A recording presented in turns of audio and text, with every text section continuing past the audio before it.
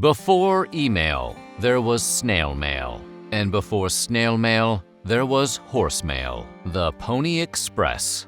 Yes, when it came to staying in touch with folks back east, residents of the Wild West had to rely on a team of riders whose job was as dangerous as it was fascinating. So, today we're going to take a look at the history of the Pony Express. But before we get started, be sure to subscribe to the Weird History channel. After that, leave a comment and let us know what topics you would like to hear about. Okay, time to saddle up and ride on into some weird history. In 1803, the United States of America negotiated with France to buy the Louisiana Territory, a teeny tiny little 828,000 square mile patch of land. The transaction, famously known as the Louisiana Purchase, encompassed everything from the Mississippi River to the Rocky Mountains and from the Gulf of Mexico to the Canadian border.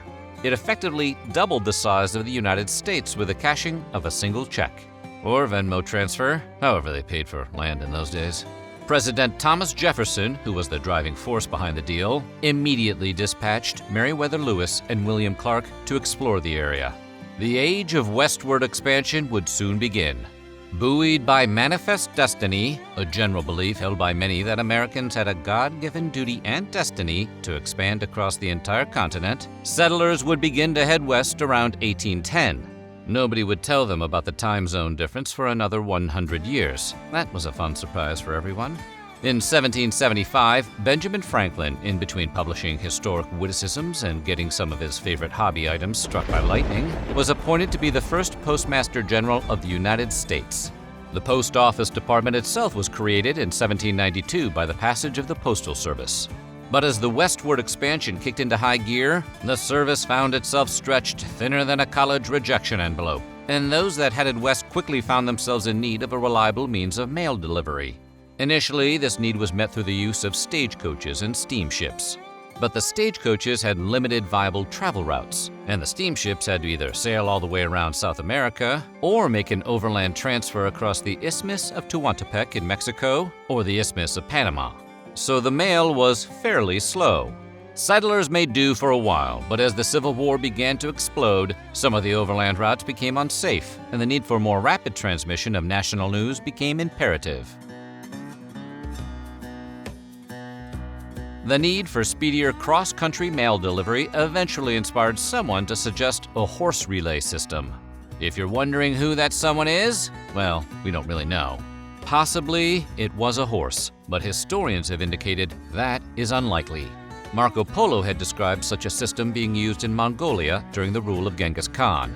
And between 1825 and 1830, several newspaper publishers used horse relays to carry information between New York and Boston. Nowadays, after roughly 120 years of the Bo Sox-Yankees rivalry, the only message that needs to be carried between the two cities rhymes with duck shoe. But as to who came up with the immediate idea for the Pony Express, which would require riders to traverse nearly 2,000 miles through treacherous territory, there are only theories.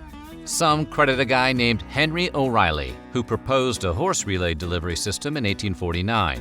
In April of 1859, Senator Stephen Douglas of Illinois, the same Douglas who would later square off with Abe Lincoln in the famous Lincoln-Douglas debates, introduced a bill to the U.S. Senate that would have funded O'Reilly's idea, but Douglas's bill was defeated.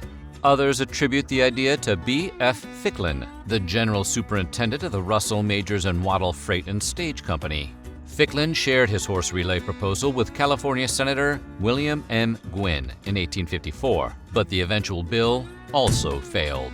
Other candidates include William H. Russell, the Russell in Russell, Majors & Waddell, John Scudder, a Russell, Majors & Waddell employee, and Frederick A. Bee, a partner in a telegraph company, who pitched a similar idea to a number of San Francisco newspaper owners in the mid-1850s, and who was not actually a bee. Whatever the truth, in January of 1860, a government contract to create the system was awarded to Russell, Majors & Waddell.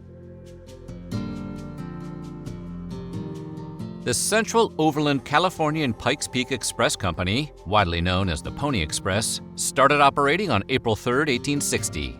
On that day, horse and rider teams simultaneously left Sacramento, California, and St. Joseph, Missouri. The first eastbound rider was named James Randall.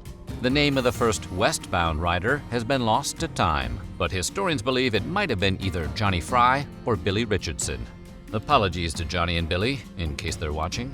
The westbound mail package would arrive first, having traveled 1,800 miles to reach Sacramento 10 days later on April 13th. By all accounts, it was a big deal.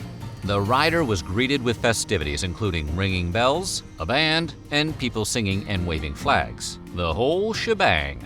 The eastbound package reached Missouri 2 days later with presumably similar fanfare. While the trail's exact length and precise route are now matters of conjecture, it is known to have passed through parts of Missouri, Kansas, Nebraska, Colorado, Wyoming, Utah, Nevada, and California. That's a lot of states, like a tour of Six Flags locations. Also lost to time is the exact number of stations along the Pony Express route. Historians estimate that there were somewhere in the neighborhood of 190, but nobody knows for sure.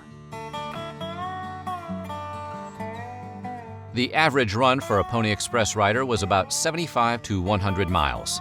Over the course of that run, the rider would change horses roughly 7 times, and these changes occurred at a relay station. The distance between relay stations was usually about 10 to 15 miles, which was thought to be the maximum distance over which a horse could run at full gallop. This depended somewhat on terrain. Stations in flat country were often further apart, while stations in mountainous areas were typically closer together. Access to natural resources and vulnerability to attacks by indigenous tribes and outlaws were also factors in station placement. Station keepers were charged with keeping a record of the rider's arrival and departure times, and were responsible for keeping saddled horses ready for the incoming rider. Some of the riders even carried horns they could blow when they approached a station to signal the keeper to be ready, like calling ahead out back to make sure they have your bloomin' onion ready for curbside delivery. Nobody should have to wait for that. Little is known about the stations themselves. Most of the smaller ones were just cabins with dirt floors, wooden crates for furniture, and, for the horses, a few stalls and a corral. They typically stocked just enough food to keep the station keepers and riders from starving. The menu probably included things like dried fruit, cured meat, cornmeal, coffee, molasses, pickles, and flour that could be used to make bread. Home stations, on the other hand, tended to be bigger and cushier. Located along the route every 70 miles, home stations were generally placed in the vicinity of pre-existing facilities, like a stagecoach stop or a fort. When a rider reached a home station, he would remove the mochila, or saddlebag, from his horse and then throw it over the saddle of a fresh horse for the next rider. These larger depots then offered the exhausted rider a bed to sleep in, and maybe even a better selection of food.